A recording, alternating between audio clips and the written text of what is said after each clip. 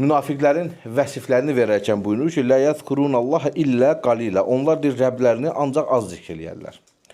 Möminlərə isə Əhzab surəsində buyurur ki, "Ya eyyuhellezine amenu zkurullaha zikran kəsira." Ey iman gətirənlər, Rəbbinizi çoxsa zikr edin. Baxın, Allah Azza və Cəllə münafiqlərdən danışarkən onların Allahı heç zikr etmədiyindən danışmır. Diqqətlə deyir, onlar Allahı az zikr eləyər. Hətta Əli radiyallahu anhuya xavariclər barədə soruşurlar ki, onlar münafiqlərdir. Deyir, yox, münafiqlər Allahı az zikr edirlər, onlar isə Rəblərini çox zikr edirlər.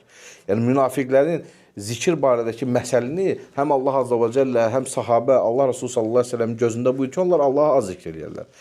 Möminlərə yaraşan vəsif isə Allah Azza və Cəllə Əhzab surəsində buyurur ki, Allahı çoxca zikr edin. Çünki bizim gözəl qardaşlarım, qurtuluşumuz zikirdədir. Sıxıntılardan qurtuluşumuz, çətinlik, hamı da olur. Elə bir dövrə olur ki, insan həyatında. İnsan bəzən ibadətlərindən uzaqlaşır, Rəbbindən uzaqlaşır. Bəzi əhkamları yerinə gətirmək ona çətin olur.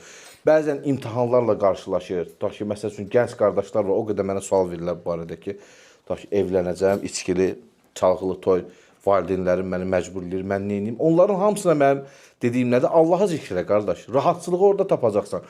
Allahı zikr elə, Rəbbə dua elə, Rəbbindən istə. Bir də görəcəksən ki, Allah Azza və Cəllə sənin valideynlərin də qəlbinə salacaq. Hardasa səndən nədəsə razılaşacaqlar.